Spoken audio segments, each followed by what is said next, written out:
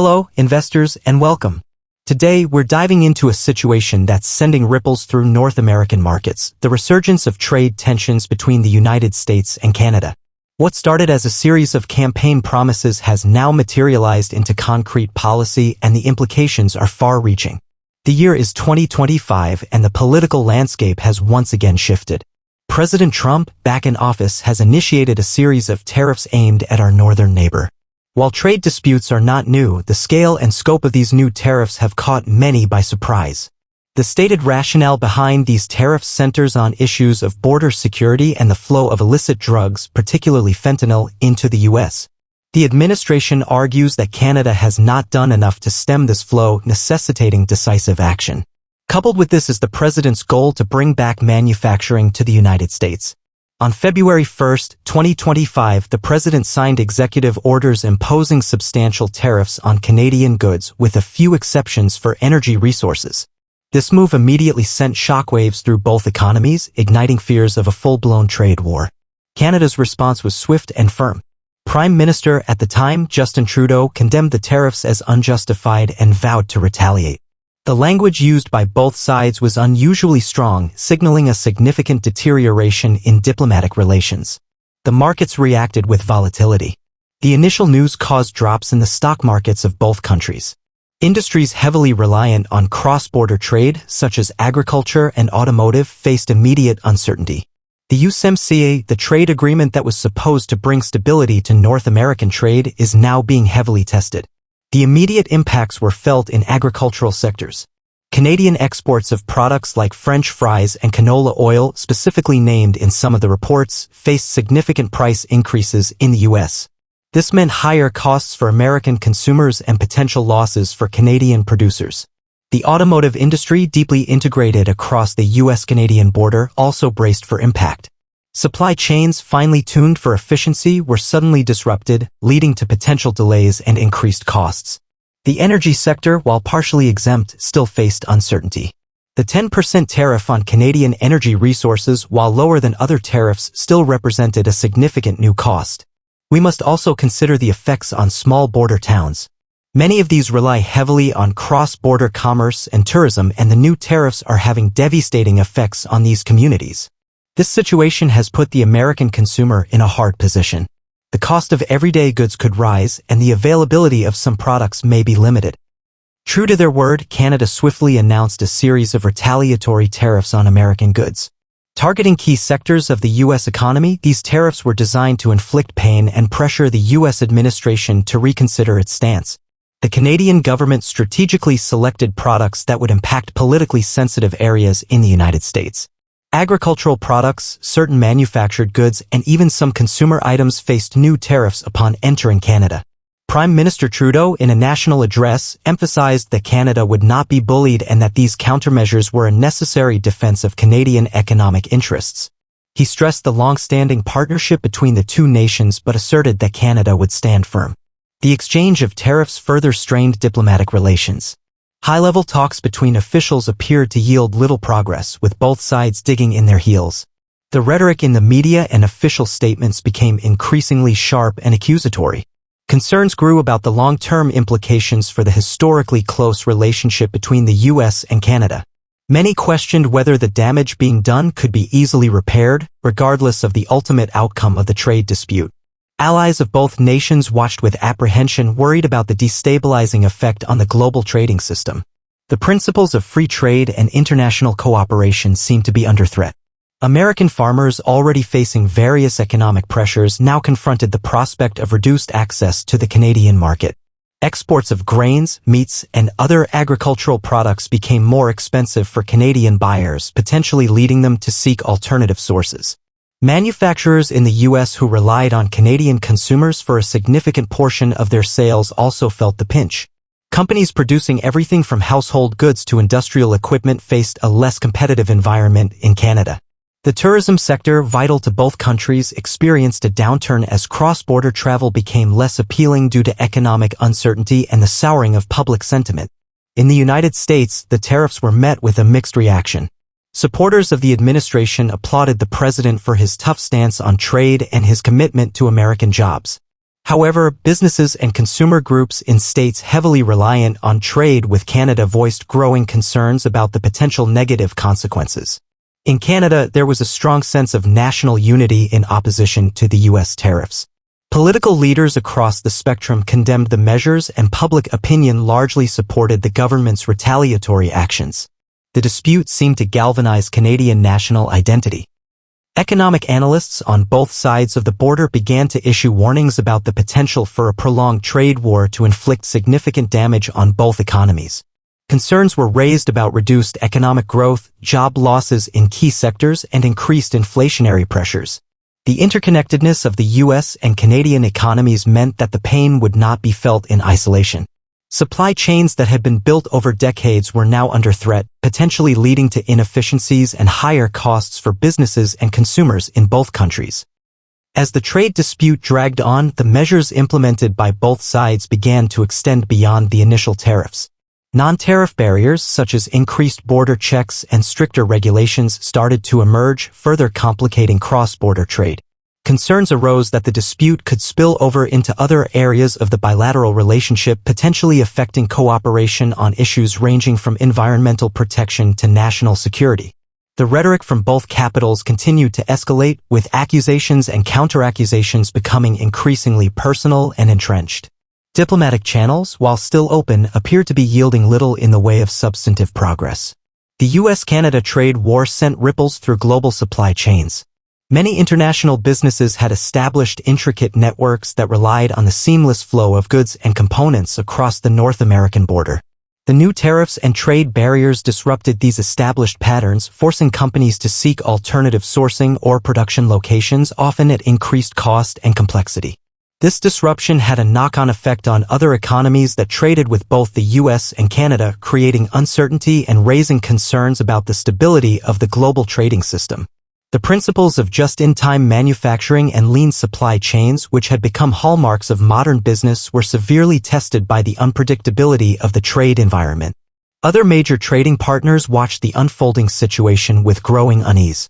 Allies of both the U.S. and Canada expressed concern about the potential for long-term damage to the international rules-based order. International organizations such as the World Trade Organization (WTO) found themselves in a difficult position, with their dispute resolution mechanisms facing a significant test. The effectiveness of multilateral institutions in resolving major trade disputes came under scrutiny. Some countries saw an opportunity in the U.S.-Canada trade friction, potentially gaining a competitive advantage in certain sectors as North American trade flows were disrupted. Within the United States, the economic consequences of the trade war began to generate stronger domestic opposition. Industries that were negatively impacted lobbied the administration for a change in policy, and consumer groups raised concerns about rising prices. In Canada, the government faced pressure to both stand firm against the U.S. measures and to find a way to mitigate the economic damage to key sectors. The long-term viability of certain industries reliant on the U.S. market came into question. The political narrative in both countries became increasingly polarized, with strong opinions on both sides of the trade dispute making it difficult to find common ground. Beyond the macroeconomic effects, the trade war began to have tangible impacts on individuals and communities. Job losses in export-oriented industries, particularly in border regions, became a growing concern. Families and small businesses that relied on cross-border commerce faced financial hardship and uncertainty about their future. The social fabric of communities deeply intertwined by trade began to fray. The emotional toll of the trade dispute, marked by frustration, anger, and a sense of betrayal, added another layer of complexity to the situation. Despite the escalating tensions, diplomatic channels remained open, albeit with limited success. High-level officials from both the U.S. and Canada engaged in periodic talks, seeking a pathway to de-escalate the trade war. However, fundamental disagreements on the underlying issues made significant breakthroughs elusive. Various industry groups and business leaders from both countries also attempted to bridge the divide, highlighting the deep economic interdependence and the mutual harm caused by the tariffs. Their voices, however, often seemed to be drowned out by the prevailing political rhetoric. The possibility of third-party mediation or arbitration was discussed but ultimately did not materialize. As both nations preferred to resolve the dispute bilaterally, albeit with little progress. Faced with the reality of prolonged trade barriers, businesses on both sides of the border began to adapt their strategies. Some companies explored diversifying their supply chains, seeking alternative sources for raw materials and components outside of North America. Innovation became a key focus for some sectors, as companies looked for ways to create new products or processes that were less reliant on cross-border trade. This included investments in automation and localized production. The uncertainty of the trade environment also spurred some businesses to hoard inventory, creating temporary distortions in supply and demand. In the United States, the upcoming midterm elections began to cast a shadow over the trade dispute.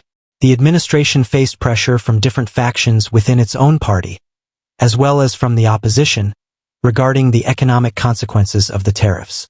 In Canada, the government had to navigate the delicate balance of standing firm against U.S. pressure while also addressing the concerns of industries and workers who were bearing the brunt of the retaliatory measures. Public opinion remained largely supportive of a strong stance, but the economic pain was becoming increasingly evident. The interplay of domestic political considerations on both sides made it challenging for either government to make significant concessions, further prolonging the impasse. The legality of the U.S. tariffs faced legal challenges both domestically and internationally. Some argued that the tariffs violated the terms of the USMCA or other international trade agreements. Trade tribunals and dispute resolution panels began to examine the cases brought forward, but these processes were often lengthy and their outcomes uncertain. The effectiveness of existing legal frameworks in addressing such large-scale trade disputes was tested. The potential for legal rulings to force a change in policy added another layer of complexity to the situation, with governments having to consider the potential implications of adverse decisions. Despite the escalating tensions, diplomatic channels remained open, albeit with limited success. High-level officials from both the U.S. and Canada engaged in periodic talks seeking a pathway to de-escalate the trade war. However, fundamental disagreements on the underlying issues made significant breakthroughs elusive. Various industry groups and business leaders from both countries also attempted to bridge the divide, highlighting the deep economic interdependence and the mutual harm caused by the tariffs. Their voices, however, often seemed to be drowned out by the prevailing political rhetoric. The possibility of third-party mediation or arbitration was discussed but ultimately did not materialize as both nations preferred to resolve the dispute bilaterally, albeit with little progress. Businesses adapt and innovate. Faced with the reality of prolonged trade barriers, businesses on both sides of the border began to adapt their strategies. Some companies explored diversifying their supply chains, seeking alternative sources for raw materials and components outside of North America. Innovation became a key focus for some sectors as companies looked for ways to create new products or processes that were less reliant on cross-border trade. This included investments in automation and localized production. The uncertainty of the trade environment also spurred some businesses to hoard inventory, creating temporary distortions in supply and demand. The role of domestic politics. In the United States, the upcoming midterm elections began to cast a shadow over the trade dispute. The administration faced pressure from different factions within its own party as well as from the opposition regarding the economic consequences of the tariffs. In Canada, the government had to navigate the delicate balance of standing firm against U.S. pressure while also addressing the concerns of industries and workers who were bearing the brunt of the retaliatory measures. Public opinion remained largely supportive of a strong stance, but the economic pain was becoming increasingly evident. The interplay of domestic political considerations on both sides made it challenging for either government to make significant concessions, further prolonging the impasse. Legal challenges and trade tribunals. The legality of the U.S. tariffs faced legal challenges both domestically and internationally. Some argued that the tariffs violated the terms of the USMCA or other international trade agreements. Trade tribunals and dispute resolution panels began to examine the cases brought forward, but these processes were often lengthy and their outcomes uncertain. The effectiveness of existing legal frameworks in addressing such large-scale trade disputes was tested. The potential for legal rulings to force a change in policy added another layer of complexity to the situation, with governments having to consider the potential implications of adverse decisions. The trade war raised fundamental questions about the future of the U.S.-Canada relationship and the broader direction of North American economic integration. The principles of free trade and close cooperation that had underpinned the relationship for decades were being challenged. Both countries had to consider the long-term strategic implications of a prolonged trade dispute, including the potential for lasting damage to economic ties and geopolitical influence. The experience served as a stark reminder of the fragility of international trade relationships and the potential for political factors to disrupt even the most deeply integrated economies. As the trade war enters a more mature phase, several potential paths forward emerge, each with its own set of implications. One possibility is a negotiated settlement where both sides agree to roll back some or all of the tariffs and address the underlying issues that sparked the dispute. This would likely require significant concessions from both the U.S. and Canada. Another scenario involves a prolonged standoff, with the tariffs remaining in place for an extended period. This could lead to a gradual decoupling of parts of the U.S. and Canadian economies as businesses adapt to the new reality of higher trade costs and increased barriers. A third possibility involves further escalation, with either side imposing new tariffs or non-tariff barriers in response to perceived intransigence from the other. This could lead to a deeper and more damaging trade war with wider economic consequences. The impact on key industries. The long-term impact of the trade war on key industries in both countries remains a significant concern. The agricultural sector, heavily reliant on cross-border trade, faces the prospect of lasting shifts in market access and pricing. The automotive industry may need to restructure its highly integrated supply chains, potentially leading to higher costs for consumers. The energy sector, while initially partially exempt, could see further disruptions depending on the future trajectory of the dispute. Other sectors, from manufacturing to tourism, will continue to grapple with the uncertainty and the potential for reduced cross-border activity. Consequences for consumers. American consumers have already begun to feel the effects of the tariffs through higher prices on certain imported goods. A prolonged trade war could lead to more widespread inflation and reduced purchasing power for households. Canadian consumers may also face higher prices and reduced choices as a result of the retaliatory tariffs on American goods. The overall cost of living in both countries could be negatively impacted. Geopolitical implications.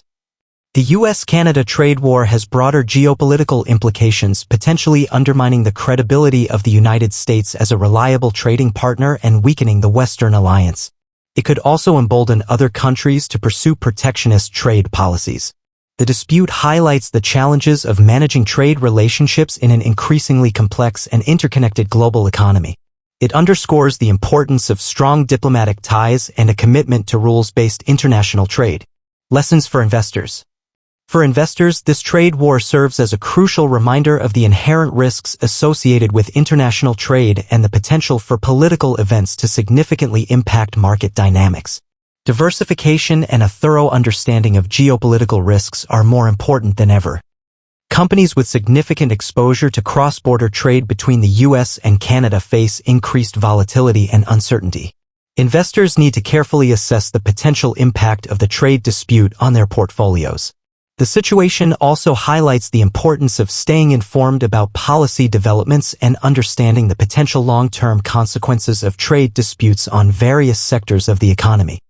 The trade war between the United States and Canada in 2025 is a stark reminder of the complexities and potential pitfalls of international trade relations.